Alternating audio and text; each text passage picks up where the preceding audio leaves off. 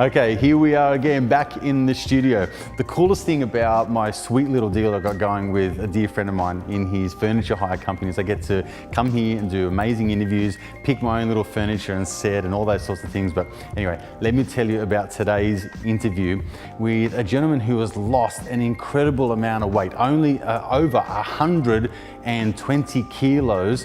And this guy has gone to not only transform his own life, but transform the lives of others through his ability to, I guess, change his mindset around his lifestyle and the way that he thinks about food and his habits around food and things like that. It's a tremendous story. This guy talks about tales of being overweight and obese, weighing over 250 kilos as a teenager, and how he went on to lose an incredible amount of weight and to now be inspiring others on their path, but connecting their mind and their body together. This is an interview not to be missed. So Life Lessons TV, look, it's going to be sort of, I think, a little bit edgy. I think it's going to be a little bit off the cuff. I'm letting you know now that once I get excited about a topic, I might swear a little bit. I might let a couple of curses go. So it's one of those things where I think I just want things to be kind of real. Hey guys, welcome back to episode number 27 of Life Lessons TV. I'm Adrian D'Amico and I'm joined with you today with Nathan Miola. Adrian, welcome to the show. Thank you so much for having me, man. Mate, it's an absolute pleasure, and I'm really inspired to tell your story. For those of you who don't know, you're in the coaching space, much like myself. You've got a tremendous story, and again, I'm loving these Life Lessons TV interviews because I'm getting to get to know people online, and it's funny how this world of social media kind of works, you know. So I get to know you, get to watch your story, get to like who you are, and then we met today for the first time because you're originally from Sydney, right? Sydney, yeah. And then you've moved to Melbourne. So without further ado, let's introduce yourself to, I guess, everyone. Tell them about yourself and who you are and what you do. I'm Nathan Miola. I'm, like you were saying, a coach. And kind of the place where I'm at right now is well, if we cut really quickly back to my story, we won't spend too much time on it, but when I was 18, I woke up one day and found that I was 246 kilos.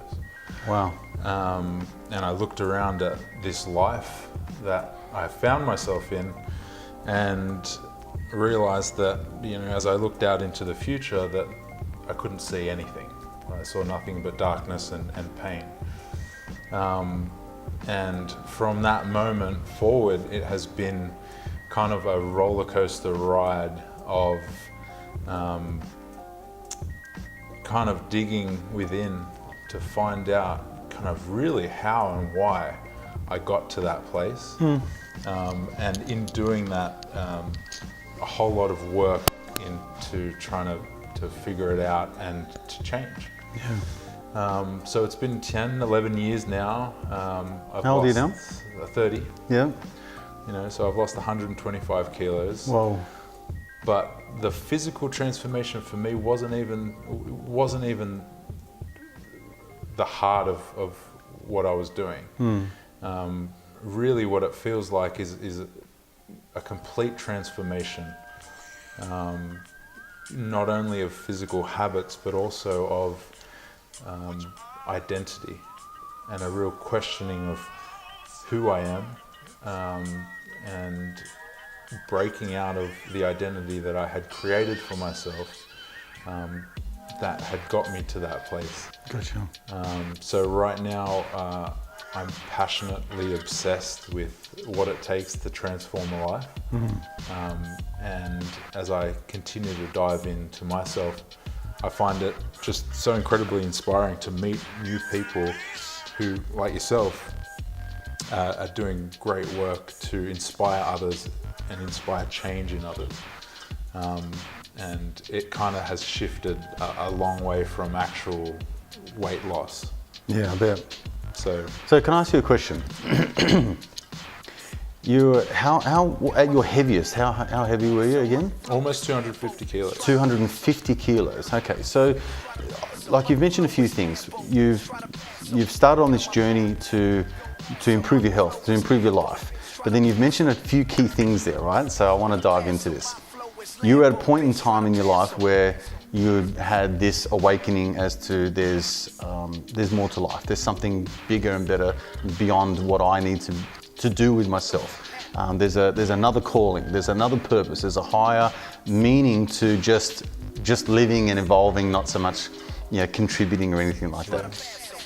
So have you identified the turning point, the catalyst to thinking that way? Was it one moment, or was it a series of moments? Or did you just wake up one day and go, fuck, like I gotta change? What I've realized is that it's not one moment.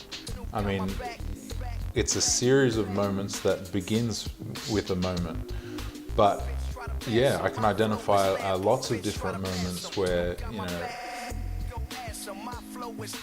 we have these opportunities that present to us of unbelievable pain. A feeling like your entire world is shattering beneath you.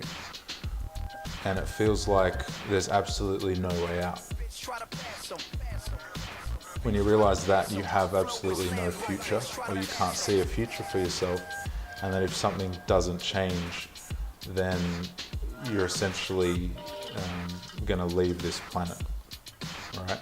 Yeah. And through those moments, there's an opportunity that's presented to you, where you can either step up and face the truth and accept responsibility, complete responsibility for your situation, where you are and what got you there, or you can succumb to fear and turn around and retreat and go back to the comfort zone. Gotcha. And we're constantly faced with these opportunities, and call them opportunities, but they feel like a complete breakdown of everything that you know. And when you're faced with something like that, when you don't understand what's going on, it's absolutely terrifying.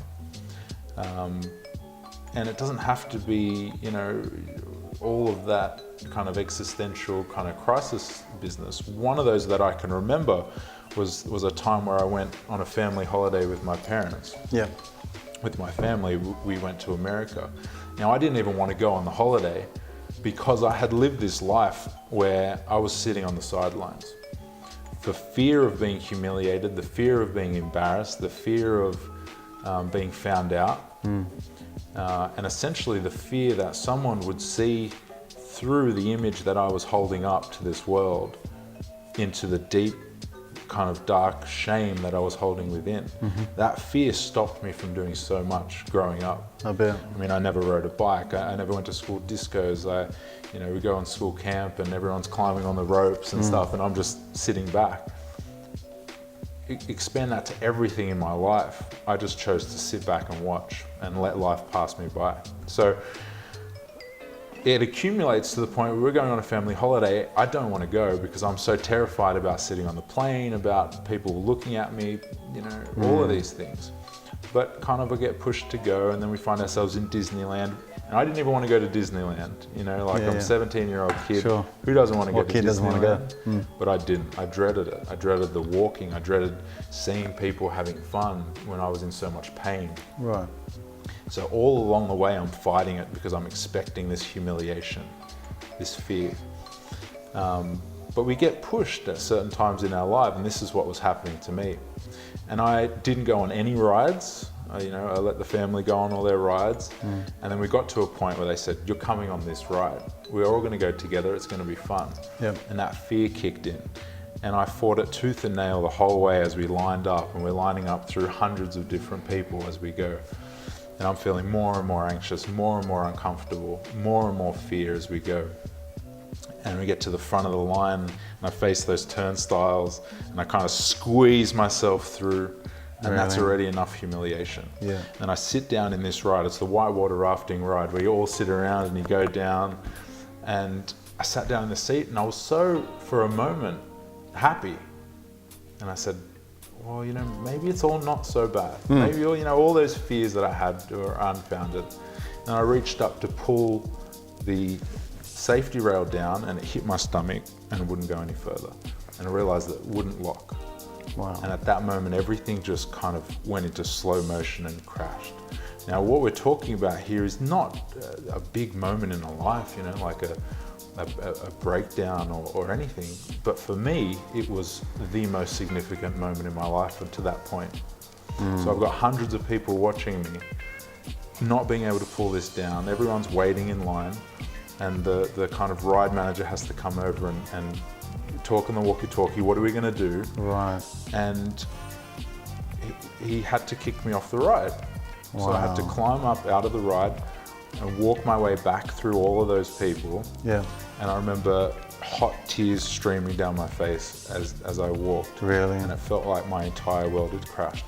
Because what had happened was all of my fears, all of my deepest, darkest fears had come true all at once. Your worst nightmare just happened. What you've been thinking about, right there, just happened. Right there, in the worst way possible. In the worst, in the biggest platform, basically. Right. Yeah. And I had been avoiding it so much through my life that I had never given life an opportunity to show me that, because I was avoiding the truth. Of course. The longer you avoid something like that, the bigger it builds, until really life's going to show you that to a point where you can't avoid it anymore in the biggest, baddest, most confronting way possible. Yeah. And that really shook me. I had an opportunity at that point. Yeah. I could face it just like we're talking about and say, fuck, I got myself into this situation. I've been avoiding. What's the truth? What do I need to change? What have I done? Or I could retreat, go back to the comfort zone. Sure. So I was faced with this opportunity, 17 years old. I weighed about 205 kilos, maybe 200 kilos, I'm not sure. Yeah. And I chose to retreat. And I decided in that moment that I wanted to eat myself to death. Really? And That was a conscious thought of yours? It was a conscious thought, yeah. Interesting. I can't live this life. I'm no good at life. I'm going to do what I'm good at, eating. Right. So over the next 12 months, I put on almost 50 kilos.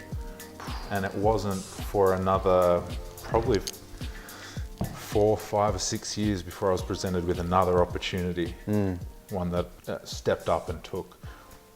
It's funny because, well, in a sense, I mean, that's got to be a very confronting, humiliating moment, right? And I think what I find with most people, there's that tipping point where I've got to make something of myself. This is a moment that I've got to now decide, how am I going to treat my life from here on out based on this event? What I think is very, very common, I don't think anyone should feel alone in this, is that most people retreat. Most people go back to the comfort zone. Most people actually, it emphasizes the negative behavior that got them to that place. So if they're a gambler, they keep gambling harder and heavier. If they're a drug user, they keep abusing their body. And in your sense, like, your drug was food, and so you just kind of like, well, let's just keep going on this road.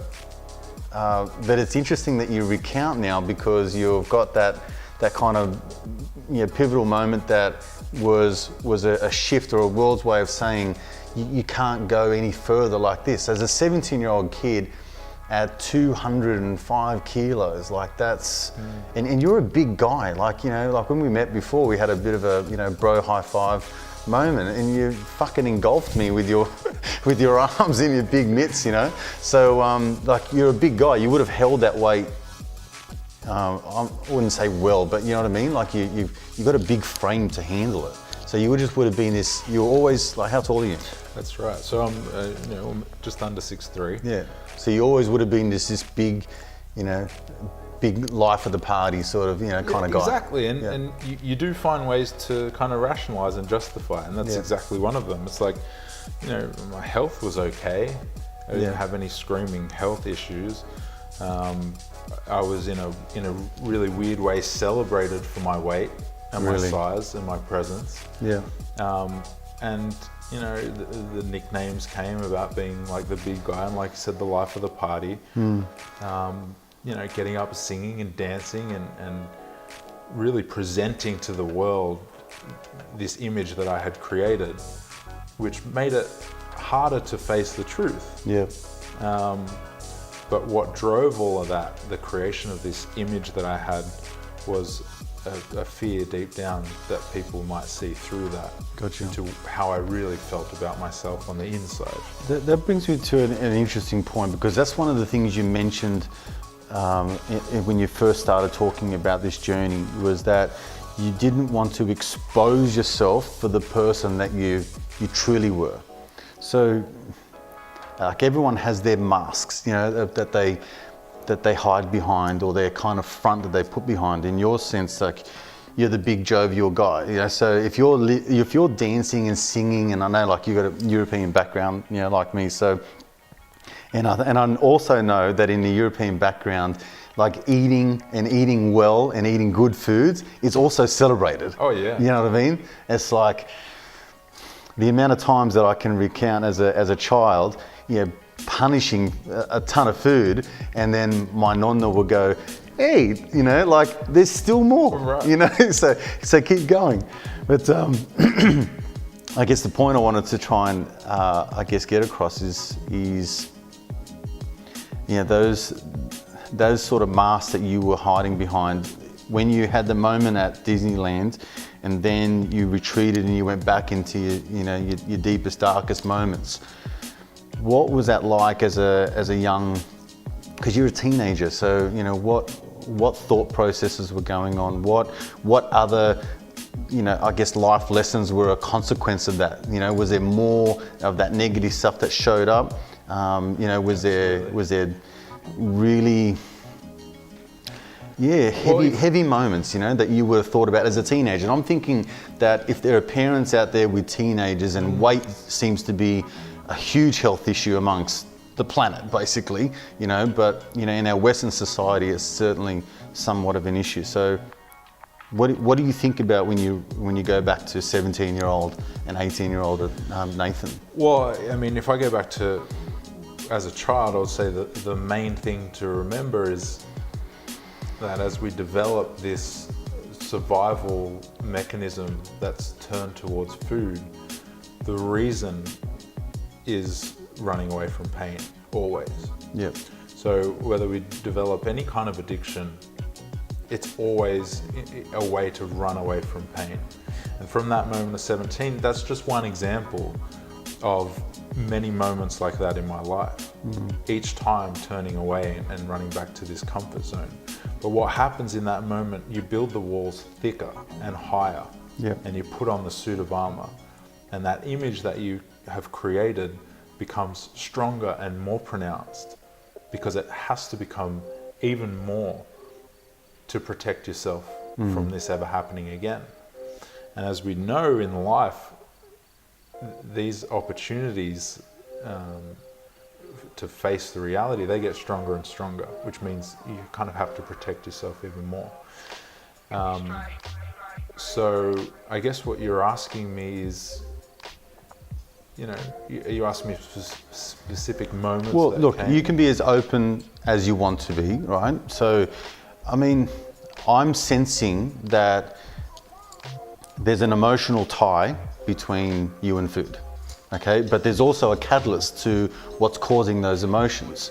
And I'm also sensing that there's everything to do with self-confidence, self-love, self-belief, the fear of not being good enough, fear of not amounting to anything. Perhaps there was someone in your life that you're like, why couldn't I be like that person? If you're in school, what about the fittest guy? What about the guys that were actually playing sport? And what about the guys that were getting all the girls and all that kind of stuff? So that's where I'm kind of leading with. I'm thinking that there's a lot of that wherever that started from was an early age, and then it just continued to grow internally and externally in your life. Yeah. And it's only now in looking back and finding out and diving inward to find out some of those things that I can start to identify some of those moments, which is the interesting thing, because you kind of go through life not knowing any of this, and it's not until you can take the opportunity to go back and look at some of these moments. But you're absolutely right. There was a moment that I often talk about, which feels like a very clear example of how I tied emotions to food. And there was one night where I was sent to bed without dinner by my dad. I was obviously mucking up, like running amok, doing something stupid. Yep. And I was so angry that I stormed upstairs, kind of swearing under my breath the whole time, making sure he didn't hear me. Yep. And I got upstairs and I just like broke down into tears of anger, and cried for an hour or 2 hours, of pure frustration and rage. Waited for long enough for Dad to go to bed, and then crept downstairs and stood in the kitchen in the dark making peanut butter and butter sandwiches and working my way through the entire loaf of bread. Wow. Stuffing my face. Really? Because there was such emotional pain and kind of rage and humiliation and guilt that I didn't know what to do. So as I'm eating these sandwiches through kind of tears of rage, my stomach's getting full and it starts to actually be physical pain that I can't even eat anymore. And once I'd been through the entire loaf of bread, I sat there and I realized that the tears had stopped, that the emotional pain and the hatred was gone, and I was left completely numb. The only pain that I could feel was the physical pain of my stomach from eating so much. And if you can just take for a second and think about the implications of what it means, we know that we can tie emotions to certain events. And the stronger emotion, the stronger the tie. So you can imagine what type of tie that created in me, connection with food.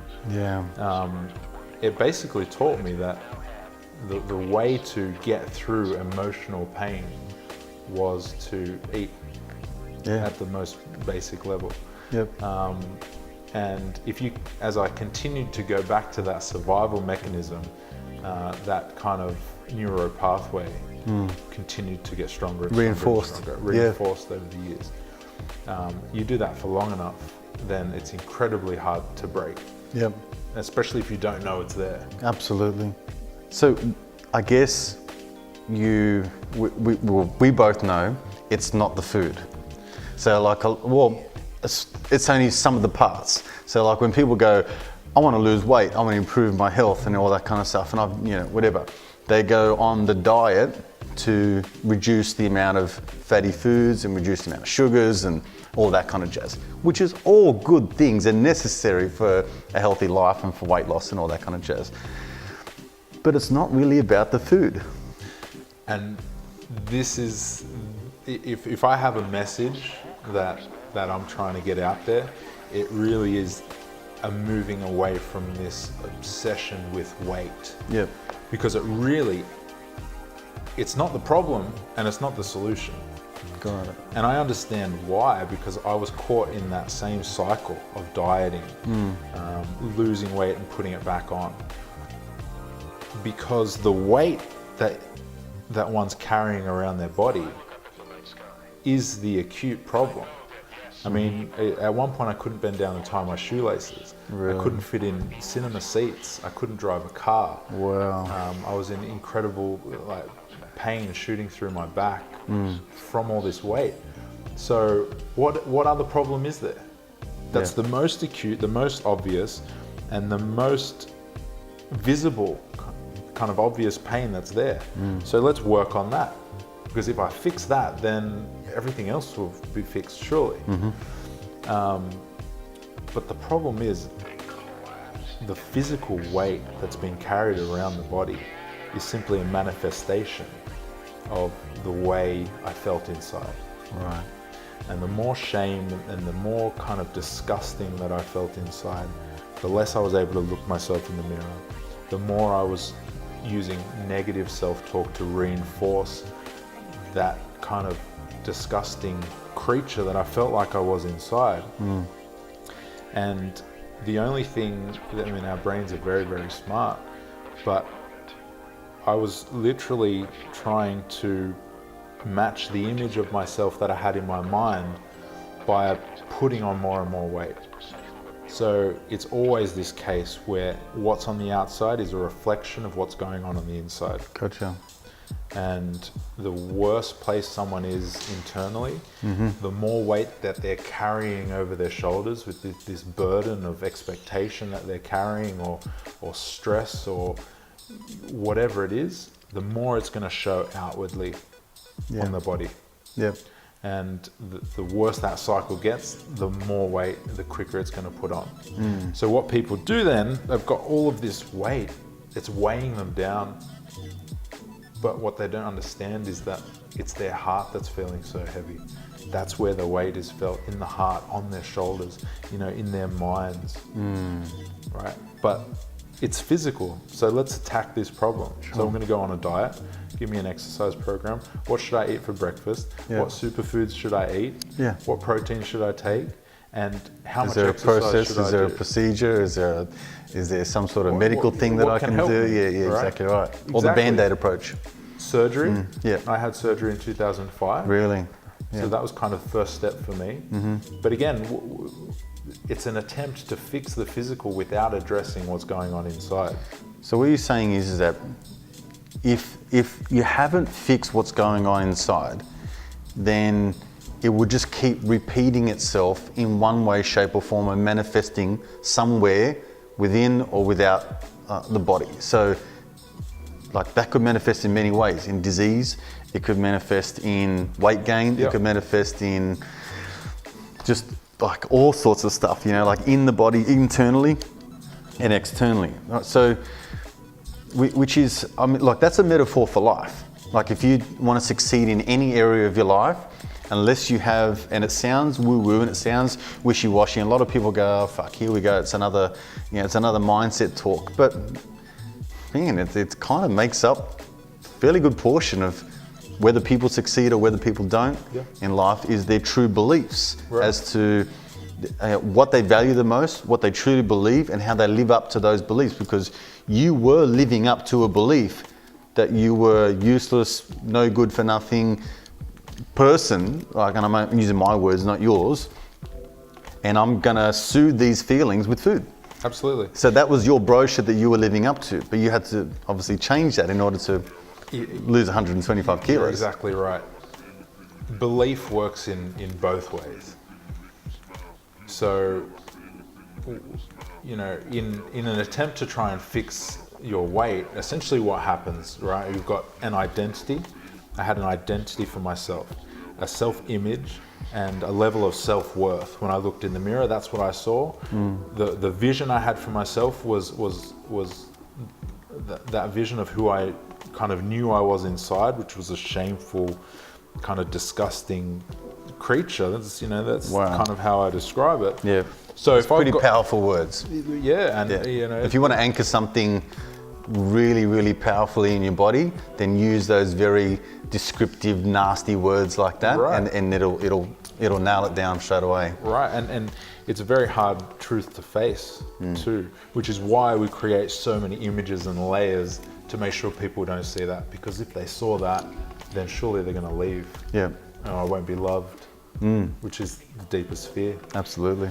So when we attempt to lose weight from that place and try and separate the physical weight, so I'm going to go on a diet, I'm going to cut all my calories, all of those things, what starts to happen is the physical body starts to change, okay? Or surgery, which is an extreme example, because now you can have surgery. Surgeries are very good these days. You can have surgery, and 6 months, 8 months, 9 months later, you can be 60, 70, 80 kilos lighter. Wow. You can be approaching your goal weight.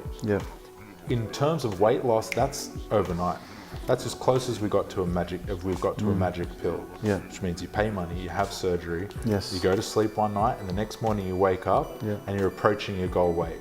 Wow. But what happens? Because your identity hasn't changed. Nothing about how you believe in yourself, nothing about how you think of yourself and your self-worth has changed at all. So now your body's changing, and people are saying to you, "You're looking great. You're looking amazing. Oh my God, what are you doing? And you're like, oh, no, kind of eating chicken breast and broccoli. You don't want to tell people you've had surgery, Right. right? Because you're ashamed. Everything's wrapped up in shame. Sure. All right, so we're getting to this point where the body's changing. The mind is exactly the same place. So you look at the mirror, no matter how much weight you've lost, you still hate yourself. You still say, I've got to lose weight from here and here and here. And that gap that's starting to be created creates an amazing and painful amount of conflict within you. And how had I previously attempted to resolve that conflict or that spiritual or emotional pain? Was by eating. The problem after surgery or when you're on a diet is that you can't turn to those same foods because you've got a restriction. And whether the restriction is a physical restriction from surgery or a restriction that you've placed on the food that you eat, it creates an incredible tension, stress.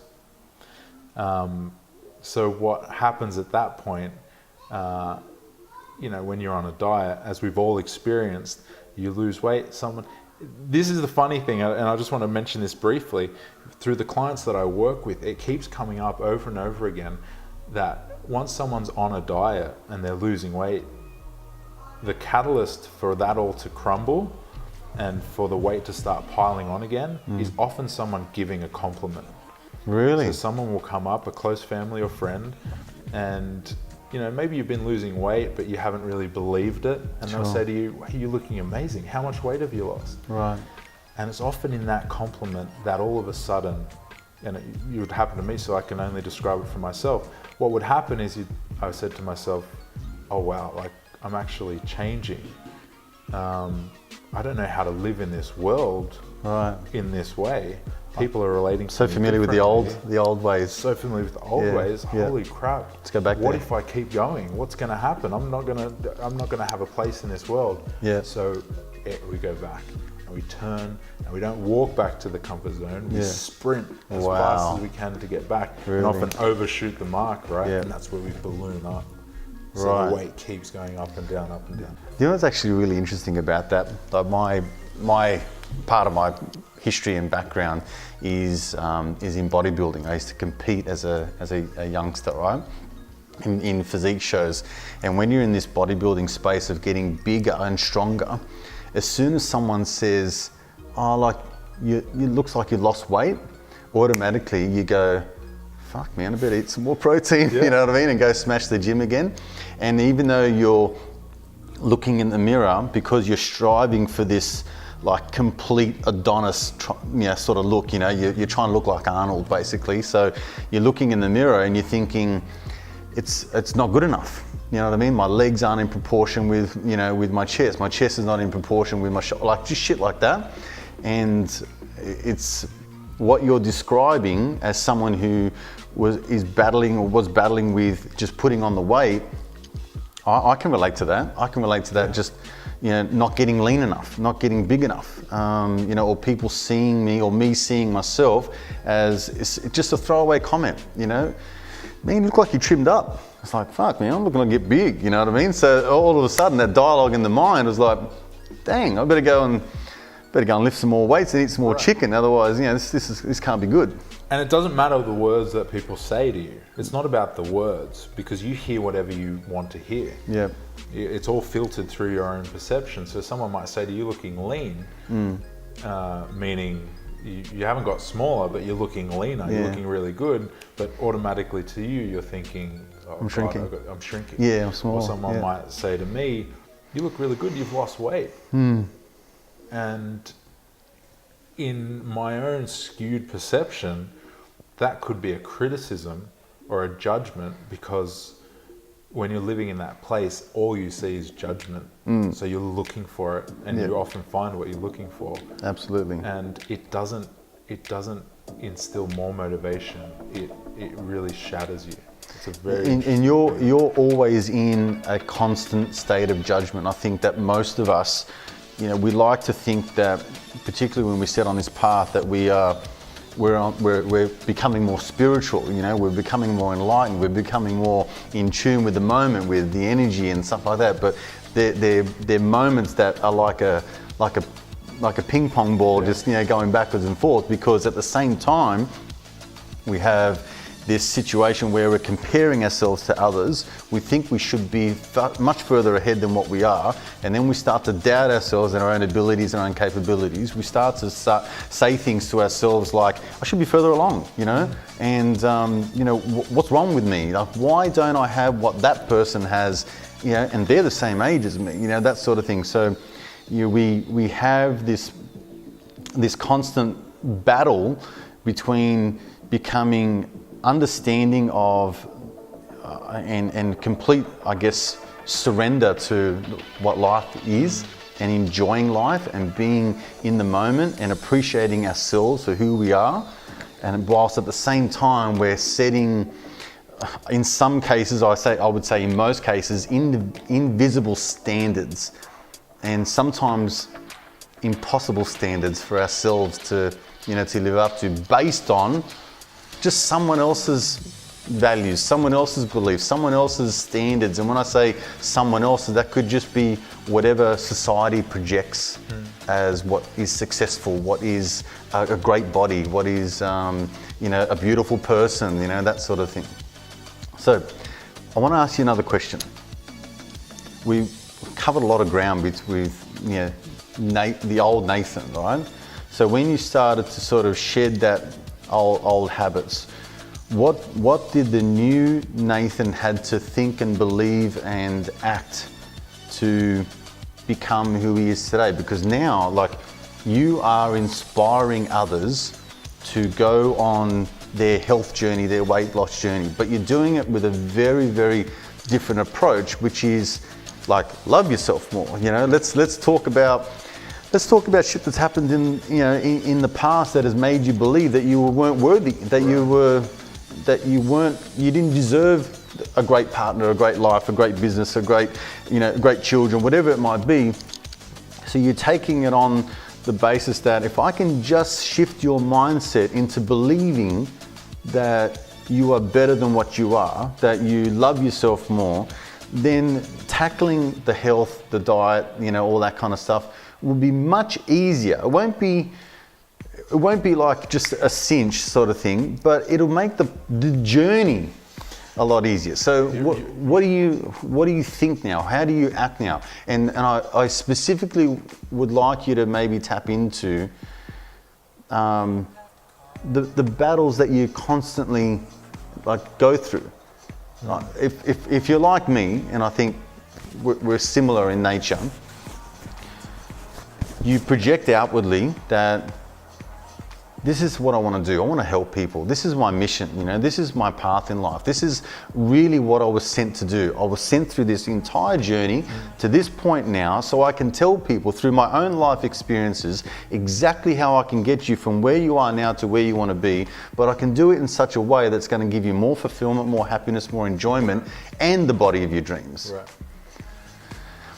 So, at the same time though, because you're doing that, you've now got another brochure to live up to. You've got another set of beliefs to live up to. You've got another set of values to live up to. And you've got an outward projection that people are now going, this guy's got his shit together. Right, you know what I mean? Right. He nails it every time. You're so positive, you're outgoing. But I'm going to assume that that's not the case all of the time. Absolutely. And it's more of that comparison, right? Yeah. I understand completely what you're saying. If we talk about my own personal, the demons that I continue to struggle with, I mean, there's still things in there around food that I definitely struggle with. And it will be completely upfront and honest right now. One of the most recent ones that I've discovered is this tendency to hide food. Right? And I know that this comes back around every now and then, and it's so insidious that unless you're very keenly aware of it, it can start to take over and it creeps into other areas of your life. So things, for example, as simple as a feeling of shame for buying food and eating it in public. Right. I have absolutely no reason to feel any shame about eating food in public. From the outside, if someone were to look at me eating food, there'd be absolutely no thoughts, no judgment. But it's a reflection of myself that there are still kind of things to move through, that when I kind of go to like grab a biscuit or something, I like check around to make sure no one's looking. Right. Or like Nathan can't enjoy a biscuit every now and then, or Nathan can't enjoy a burger or something like that. Yeah. Right.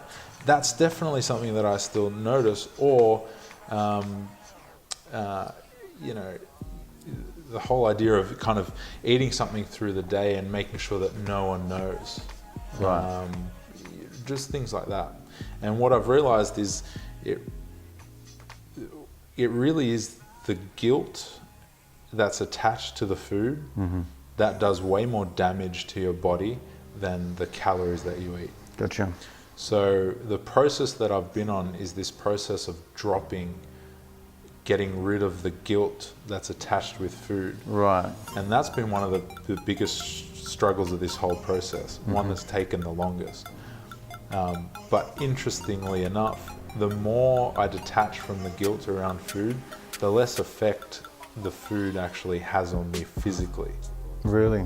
So it's about getting to this point, and this is what I teach my clients, because you're right. What I want to do is share with someone the kind of the shortcut method to drop a lot of this stuff from the beginning, so you don't have to do what I did, which was dive into the diets and the fitness and spend years losing weight and then trying to build muscle and trying to look like the PT and get caught up in the whole ego of looking a certain way and attaching my outward self-worth to my body, which is the process now is dropping all that away. Yeah, right. So it's all of these steps. And what I would like to do is teach people how to get rid of the guilt from the beginning, to start to love themselves more from the beginning, so that the process of weight loss actually is not a process of weight loss, but just life. Yeah. Because it's realistically, there's damage done to your body. This is the truth, sometimes the hard truth. Years and years of physical damage that needs to be reversed, which is going to take a long time. But when you're feeling shit about yourself, you don't want to reach for a salad. Yeah, of course. Yeah, you want to reach for a burger, you want to reach for the worst thing that you can find. And I often ask clients, why do we choose foods that we know are damaging to our bodies? You know, things that are high in sugar and high in salt and deep fried. Why do we choose those foods? And the reply is often, well, to make ourselves feel better. Well, I challenge that, because it doesn't actually make you feel better. And if it doesn't make you feel better, if it doesn't make you feel good, what does it make you feel? Well, it makes you feel worse. So you're in a bad place, you experienced a moment of emotional pain, and then you reach for these foods in the kind of expectation that they're going to make you feel better. And solve a problem temporarily. Right. Yeah. But what are they actually doing? In reality, it's making things worse. Right. It's like a smoker who feels relaxed after having a cigarette, when in actual fact it actually increases your heart rate and does all the negative things, you know what I mean? But your body's kind of tricked the response, I guess. Yeah. You know, you go through a breakup. Do you listen to happy songs? Yep. No, you kind of want to dive further into that feeling. Of course. So it's the same. If I'm feeling shame and guilt around my weight and about food, I'm going to reach for something that's going to amplify that feeling, to make me feel even worse, to make me feel the shame that I feel on the inside by doing something that I deem to be shameful. How do you now respond to that feeling of guilt and that feeling of shame? Like, what do you teach even your clients to do? So when you're in a position when you're feeling guilty or you're feeling shameful about whatever, and your natural inclination, because you practice so much going to food as an alternative method to somehow relieve this problem, what should you do and what do you do? Well, I mean, it's not such an easy question, because it takes a whole collection of,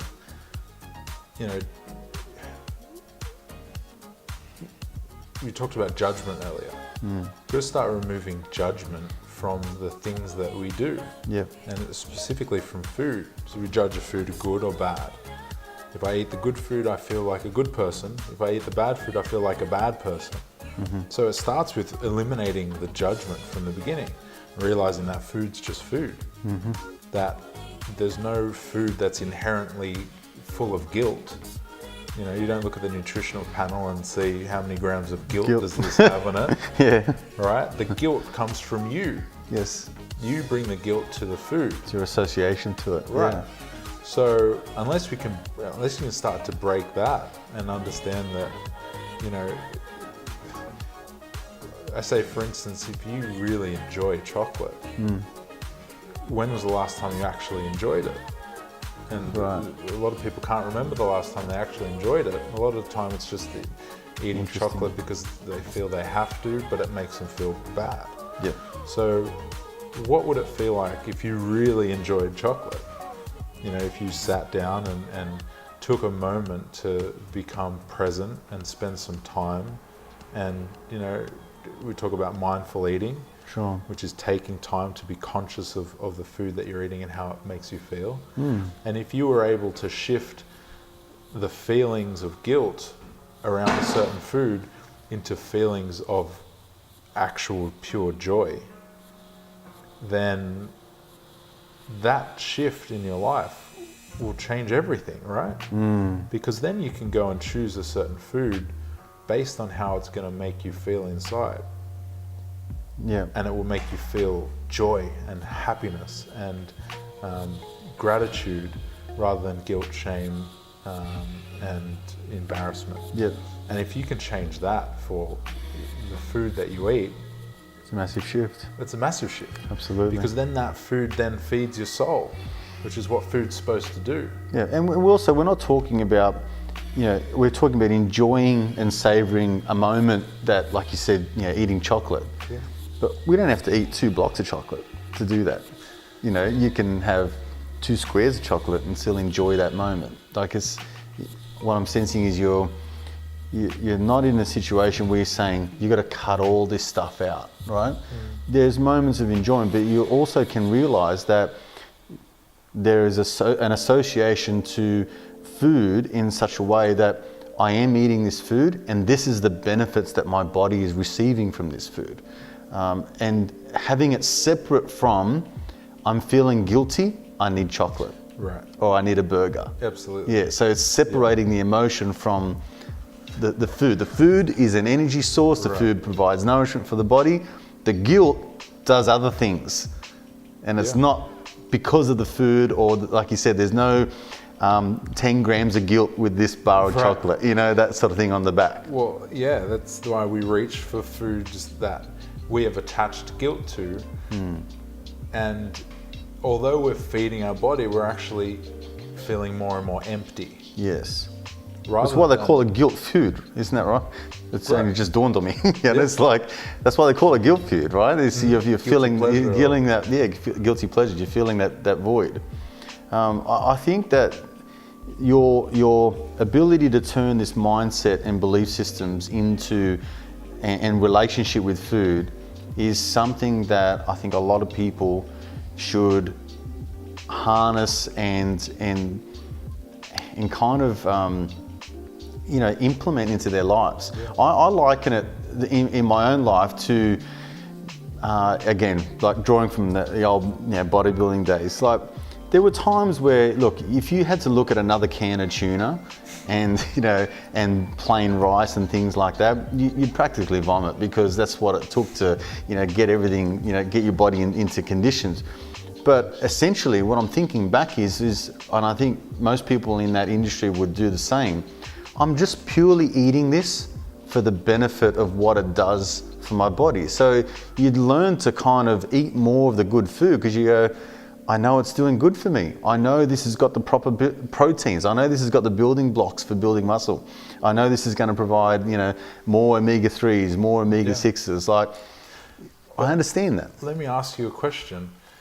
The food that you eat as a bodybuilder to put on muscle, the reason you chose it is because of your belief that it was going to help you towards your goal.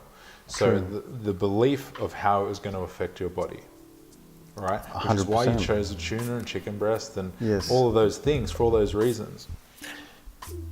What do you think would happen if you had that level of belief for, say, a different type of food that might not be on that list of required foods? What I'm saying is, what I'm starting to look into is how the belief about a food and what it's doing to your body, how you can change that belief. And the reason why those foods were having that effect on you to a certain extent was because of the belief that you had. And the reason you had such strong belief was because you could point to physical things about the food that you read about or you knew that was going to affect you. So in the same way, we attach belief to certain foods, which means if I'm a person who's always struggled with my weight, and for me, pizza has always been, since the beginning, one of these banned foods. And I know if I eat pizza, it's going to put weight on. It's going to go straight to my thighs, it's going to go straight to my butt, it's going to go straight to my stomach. That's what pizza does. So I avoid it at all costs. Now my belief is that if I eat pizza, it makes me fat. So what do you think would happen when you eat pizza with that strong belief? I get it. So I'm talking now about what happens when we tie belief to a certain food. Now, if you do that with pizza, you do it with kind of countless other foods that all lie on this end of the column. And then these foods, I assign the belief that they're going to help me lose weight. But these are the foods I don't really like. Whereas all of these foods, I'm like, I dream about them at night, right? You're setting yourself up for absolute misery here. Because now your belief structure is set up in a way that only these foods, I can only eat these foods to help me lose weight. And if I venture into any of these foods, the consequences are going to be disastrous. What I'm saying is we got to start to disattach that belief, start to shift it towards not that these foods will help me lose weight and these foods are going to put on weight, but all of these foods play a part. And my belief is that when I eat the foods that I enjoy, and the belief that I attach to it is that it fills me with joy, and that joy, as it fills me up, removes stress, makes me feel more relaxed, and in that moment helps me to lose weight. And if you could apply that belief strongly to any food, what do you think then the effect would be in changing that, in making that shift? It's almost like when you change your viewpoint and your attachment to that food, it almost changes like the molecular structure of the food itself. It operates differently within the body. Right. Am I on the right track? Yeah, absolutely. Yeah. But it's like when people go, I just have to look at food and I put on weight. Right. It's like, well, that's a very, very good belief system. Of course. To never ever lose weight, because all you got to do is look at food and you're getting fat. So we're not changing the molecular structure of the food, you're changing the way your body responds to the food. And I believe in a physical way. Yeah. I truly believe that with a strong belief that you can change anything. Like you said, all I have to do is look at food and I put on weight. The other big one is my genetics make it impossible to lose weight. Or I'll go one step further, which is the clients that come to me often start with a list of reasons why they can't lose weight. That's the beginning of the conversation. Yeah, right. I have diabetes, I have PCOS, I have whatever else I have. I'm taking steroids for for asthma or some other medication, antidepressants which make it impossible to lose weight. I have insulin. The list goes on. we're starting with a list of reasons why I can't lose weight. Yeah. And it's interesting, you go to the doctor and he says, okay, you've got PCOS. Women with PCOS find it incredibly hard to lose weight. There you go. Right. There's So your that woman label. goes, oh, thank God. Now I know why. Yeah. Now I have a reason. Gotcha. It's implanted immediately. And the belief gets taken on that it's so much harder for me to lose weight. In fact, it's almost impossible because I have this. Well, what if I were to tell you that that was completely wrong? Oh, no, but that's the truth. I know, but what if I told you that it wasn't? What if I told you that you can lose weight regardless of what you have? Interesting. And That's a why very is it- challenging question, isn't Right. it, for a lot of people? Right. Do you want to believe that you can lose weight, or do you want to believe that you can't? Got it. Right, at the basis of it. And I believe that weight loss is almost impossible unless you have the fundamental belief deep down that you can lose weight. And there are so many things in place that we put in place that are set up to make us believe that we can't lose weight.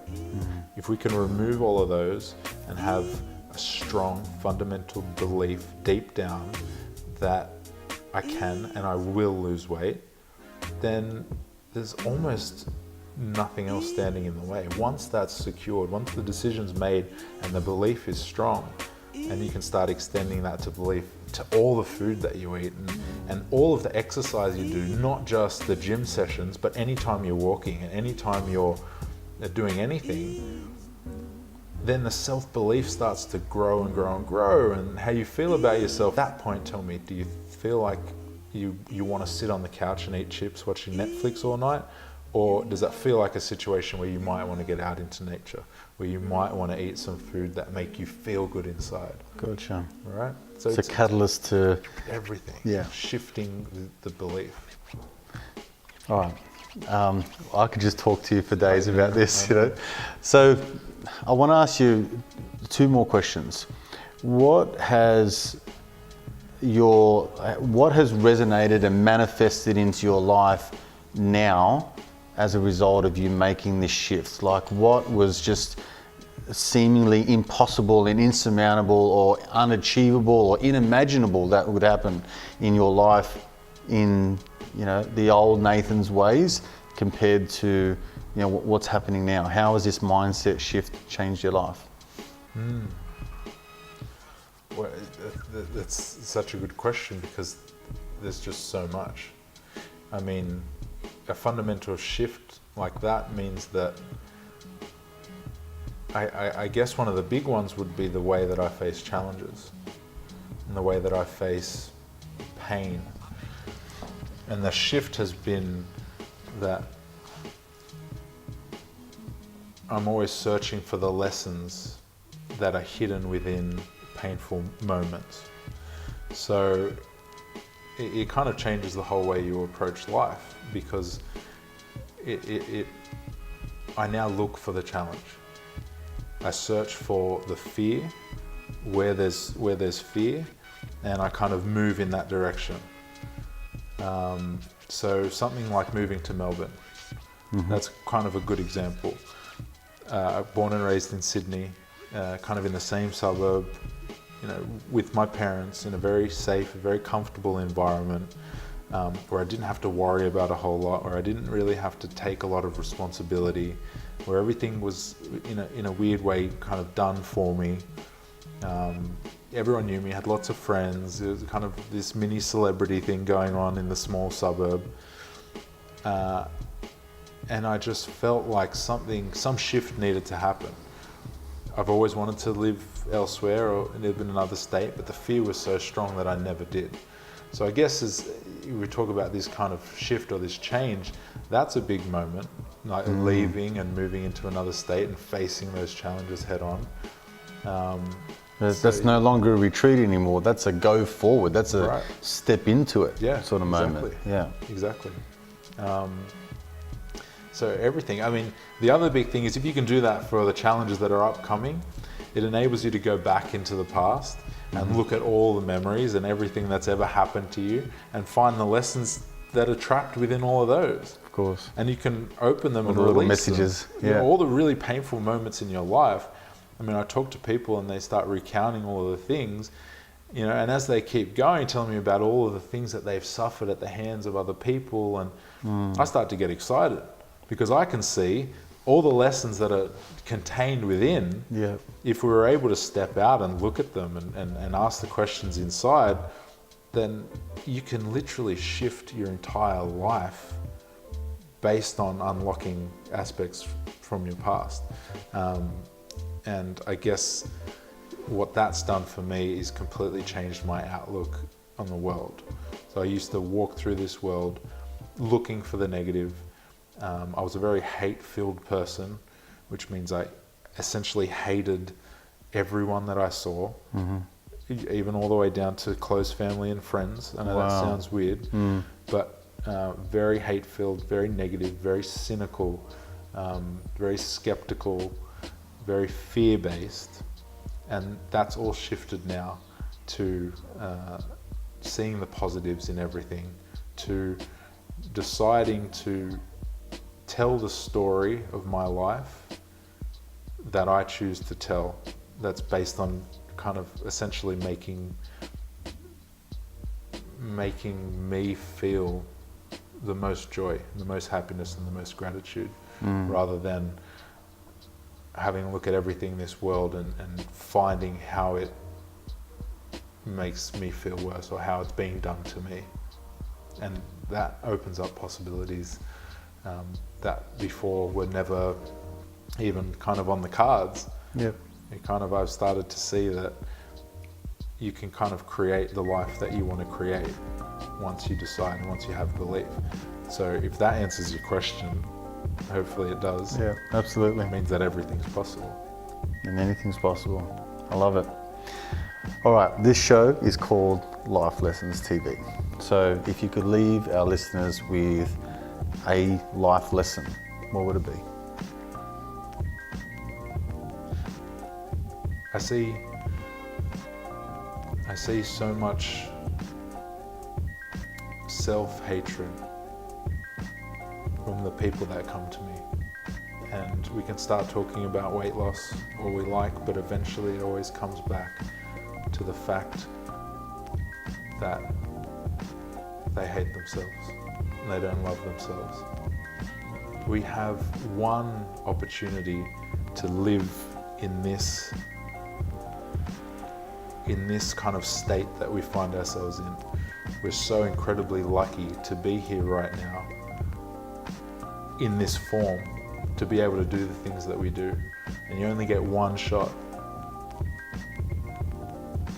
At the end of it all, when you die, you're going to be left basically by yourself. There's only going to be one person there with you, and that's going to be you. Maybe one other person, depending on what you believe in. Yeah. But there's going to be no one else around, no one else to apply their judgments or expectations. It's just going to be you and yourself. And at that moment, if you don't have your back, then who's going to have it for you? We treat ourselves so badly and then expect others to treat us well. So I think what I would say is take the opportunity now to have your own back, to love yourself, because if you can't do it for yourself, you can't expect anyone else to do it for you.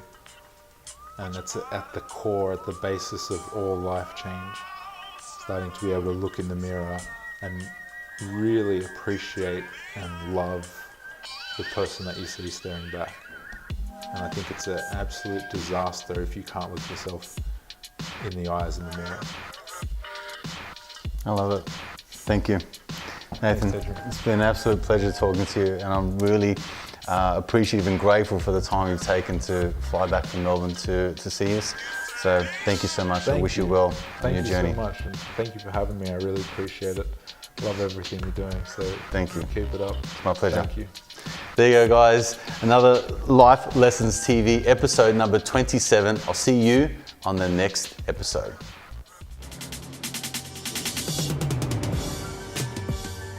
So Life Lessons TV, look, it's going to be sort of, I think, a little bit edgy. I think it's going to be a little bit off the cuff. I'm letting you know now that once I get excited about a topic, I might swear a little bit. I might let a couple of curses go.